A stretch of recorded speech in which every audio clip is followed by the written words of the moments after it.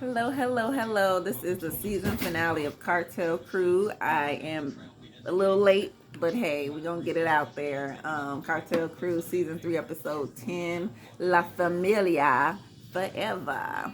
It's season finale. All right, so we start off with Diana and her baby. I think this is her oldest daughter. She done got her a job at the dispensary, slinging that weed the legal way. So, of course, her mom is proud of her that, what I'm saying, she's stepping up, taking responsibility, learning some life lessons, and, making some money, doing it for herself. And Diana, as she's learning about the industry and things of that nature, she's trying to say how I believe she has her own business or something they're going on. And just told her daughter, like, look, you're doing so well here. I want to take you on and bring you on into your mother's business. And then, we'll make it a family business and, do it the legal way and, live the good life that we should, right? All right. Then we get up to Michael and Magic. So they playing pool and things like that, getting them to drink. Magic always like extra smooth. Like, dude, I don't know if it's the camera or what, but dude be always like, maybe he be high too. I don't know, but nigga is too smooth for school. Okay, at this point. And they're just talking about their business is doing very well. Pure Blanco, remember they started a strand of their own. They had it selling out in California at some dispensary. Now they got their own thing going. So they're happy about that because guess what? It's all legal. And right, it's good for the family, good for the whatever's good for the goose, good for the gander. Hey. So they making money, they doing it right. He happy, he a newlywed. Life is good. But then we get over to Nicole. Nicole, boo boo, baby, can I give you a hug? She is in a crisis situation, y'all, okay? Remember, baby girl had a miscarriage and she just cannot handle, like, her emotions. It's just a lot of things is running through her mind as to why this happened to her, because she wanted this baby so bad, but it just did not happen. And her brother is her twin, so she's making a drink and she's like, I can't talk to you. She just had a breakdown moment, like, I can't talk to nobody. You don't listen and you don't understand. And he's trying to tell her, like, I'm sorry, sister. I didn't know that. I mean, I know that you were upset, but I didn't know to this extent of how, what I'm saying, you are feeling. So he's suggesting, we do therapy, me, you, mom, like, we all got your back, what I'm saying? And hey, you still got the future, girl. I know. You probably don't want to hear all that crap. You can still have another one and all that stuff. Yes, it's very, very true. But you do have to work on the loss of the first one first, that would be the best thing for you.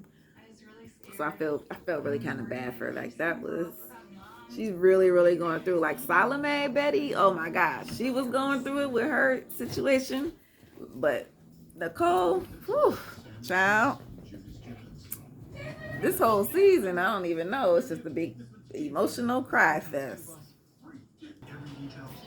So Diana and Stephanie meet up and they pretty much squash their little beef because Diana was like, look, well, at least we'll say this. Diana pull up, Stephanie like, hey, you said it was on site when they see me. What's up?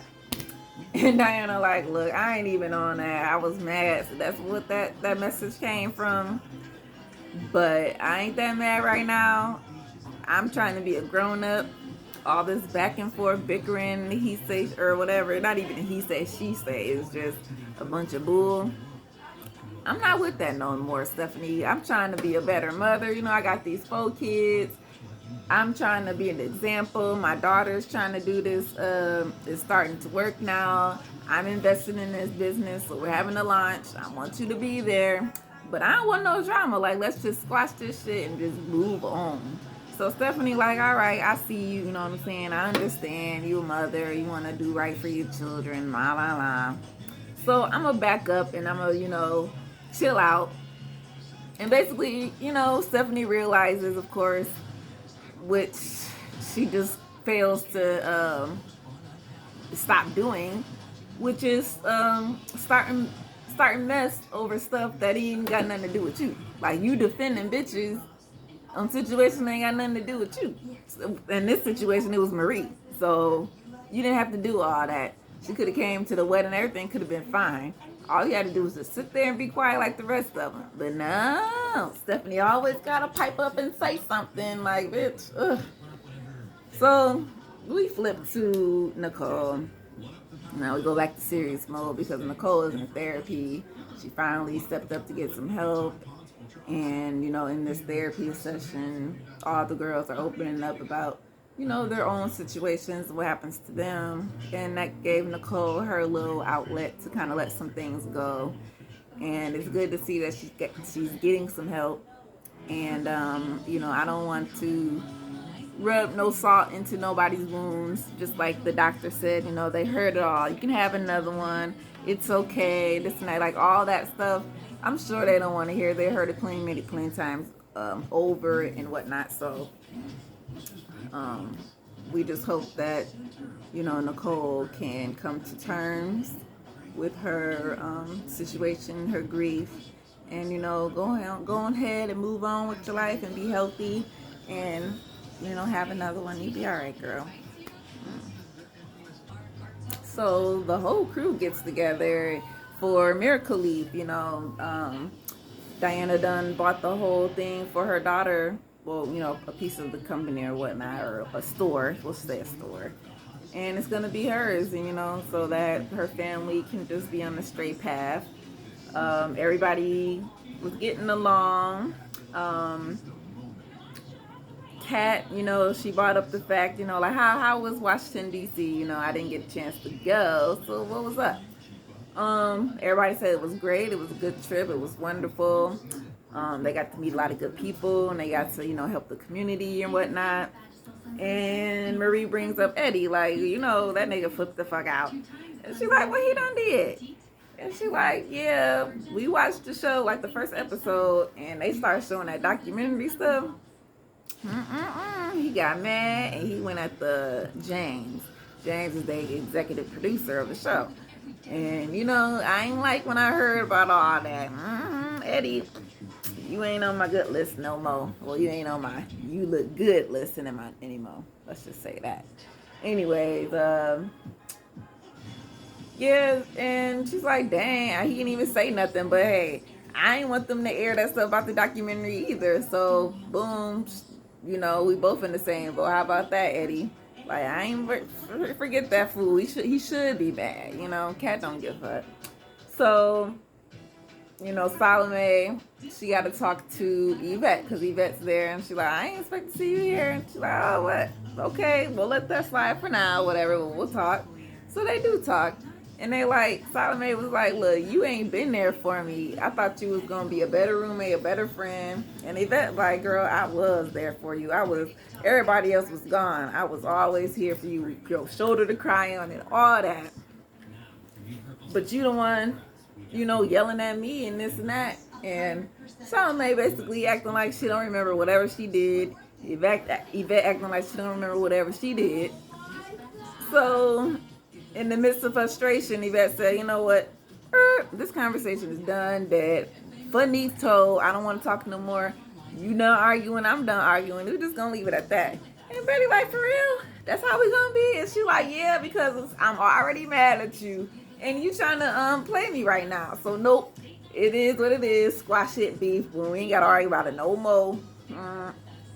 And Betty just kind of let it go for the meantime. Like, whatever, girl. I guess it is what it is. She done already moved out, so bitch, I'll see you when I see you. And then, Diana comes through the scene, and she gives kind of this big old speech about, turning her life around for her children and how she got this company for her daughter, and hopefully they can, like I said, go on a a good straight path of legal selling of marijuana and whatever else they might get into.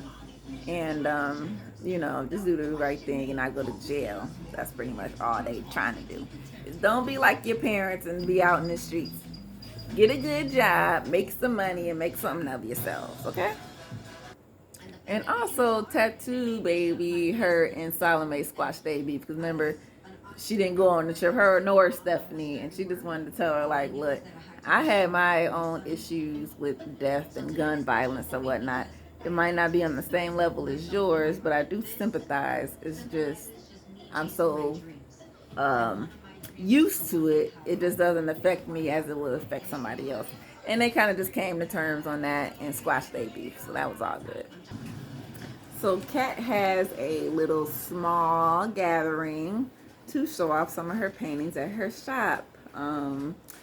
It was just really the crew, maybe, and her mom and some family. Wasn't too big. And she had a lot of good portraits and paintings around the shop. You know, she's a tattoo artist, but she's also an artist. All tattoo artists are pretty much artists that can draw their asses off. And Kat does a great job at what she does. And through these hardships and hard times, painting is like her stress reliever. It's her hobby. It's, her go-to to, relax and whatnot, decompress. And, she says how she appreciates everybody. And, they're like a sisterhood now, the Cartel Crew sisters. And she apologized to Salome again. And she gives her a gift. And what was the gift? A portrait of her sister Gigi, and it was very beautiful. She does portraits as if, like a picture. She's that good. It was very pretty colors, purple, all that. And Salome, of course, loved it. She cried. It was beautiful. And, they squashed the beef. It really wasn't it wasn't that deep or nothing. It was just a misunderstanding of emotions, really. And Betty was so much caught up in her emotions that she couldn't necessarily understand nobody else's point of view. It was always just her, and her pain. But you can still be in your own pain, but you still gotta realize that not everybody is always on the same page as you when it comes to your feelings. And, so you just have to understand that, right? So we wrap it up, Nicole, she comes to terms with her pregnancy, and she's going to continue therapy and move on with her life, in the best way she can, one step at a time. The Blancos are happily married. They got their child. They're going to continue their legacy, you know what I'm saying? Griselda Blanco, R.I.P. Your son out here doing the thing, you know what I'm saying? He got his wife, got his baby, and he on a legit road. So, they're doing great. Marie, she don't need no family. If her family don't want to be there, I guess she fine. She got her man, she got her own kids, so she got her family. She's happy, her friends. Until her family come around, hey, she's good. They are living in paradise. Miss Cat, her and De Niro, they doing just fine. Forget the past. Whatever that stuff she went through with Eddie is like under the bridge, water under the bridge now, she needs to, leave him alone, let him do his thing, and continue to be the best mother you can be to your son, co-parent. And you know what? You'll get over your past, forget that. You'll hopefully get off this felony shit that you dug your whole self into. And hey, her business is doing just fine.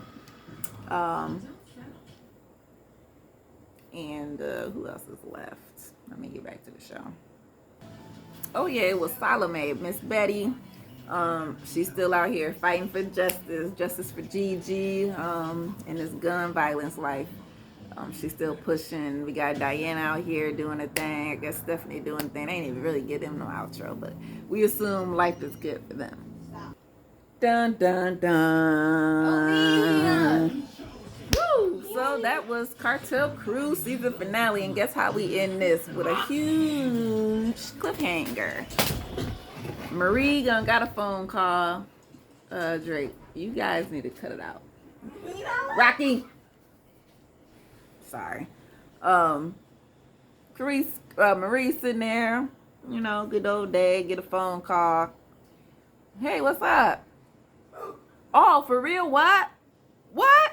Oh my God, can I come see him? Oh my God. Michael, where you at, Michael?